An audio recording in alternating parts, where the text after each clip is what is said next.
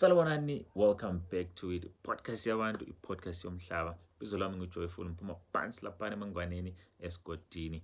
Namhlanje ngize la ukuthi sizoqala ingxoxo. We are starting a conversation and asking ourselves, what will it take for the leadership of our country or for the government to really take care of the infrastructure?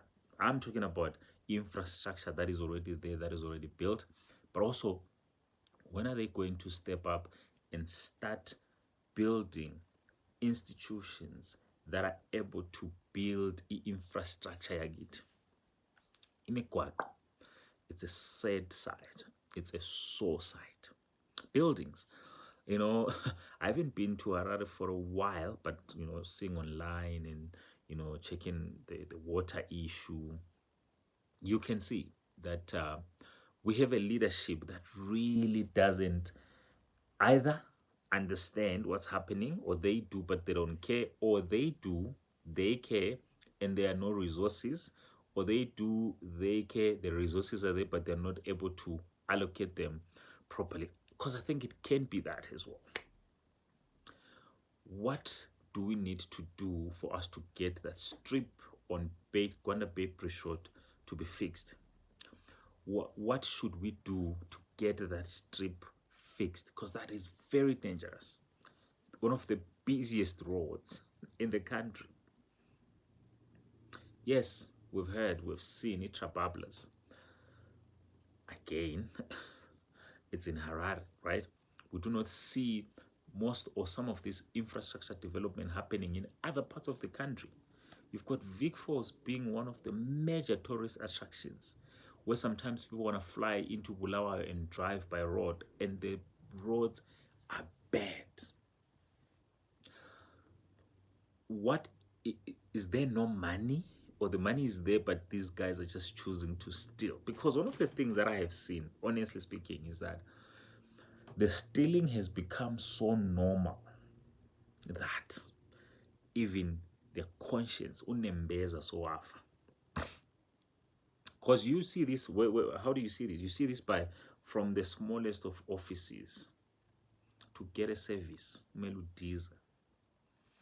If these abantu abasema officini abancane, what are those ones on top doing?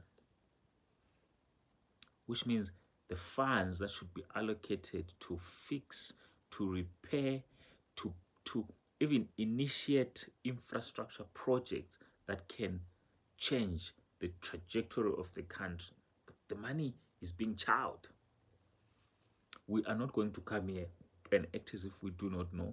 We're not going to come here and act all holy and saints and whatnot, but we do know.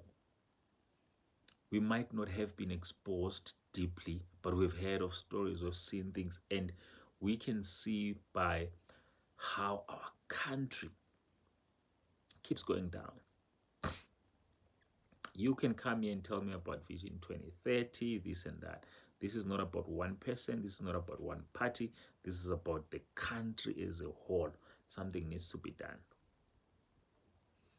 Now, we have a country right now that has people who are so resilient. They've gone into the diaspora.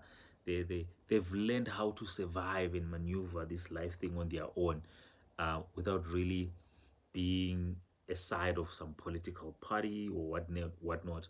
But they have amassed so much skill, knowledge, expertise, and people are now building their own things. Yes, but the people are building houses, small businesses, they're creating their own things, but the national infrastructure is so neglected that I don't know what country we're gonna have because the houses that we are building as individuals are so beautiful, but the government buildings, the roads and whatnot, things that the government should be taking care of, it's completely opposite of what we are doing.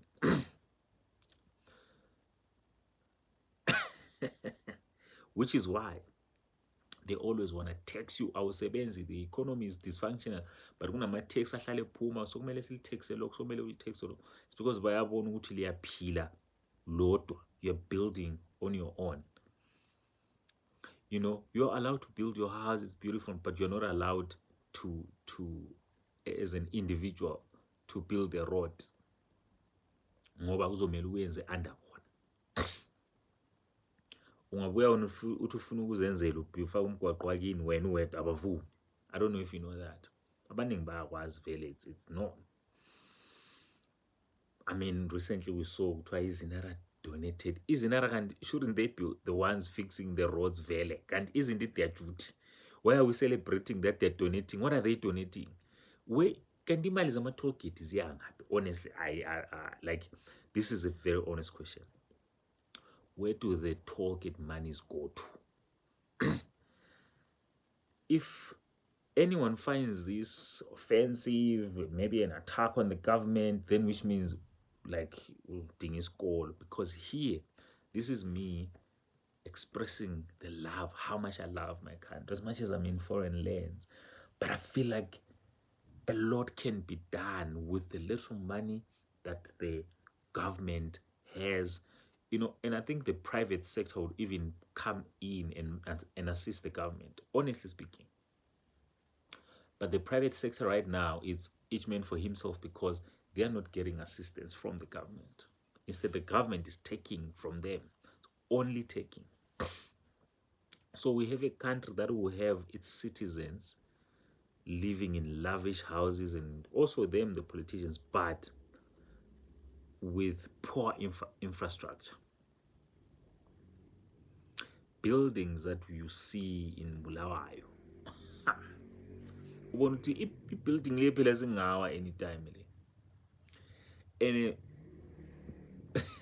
now, let me say why I would see this as that and why I would say that. Because we have traveled not only to South Africa, right? We've traveled. Then yes, we have people that have traveled only to South Africa, to Botswana.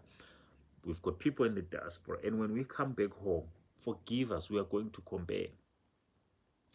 Because we have seen that this can be better.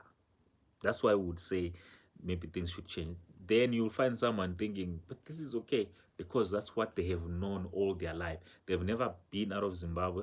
They've never maybe, but if you watch TV, you'll see that there are proper buildings, infrastructure out there, roads. South Africa has one of the best roads in the world, not just Africa.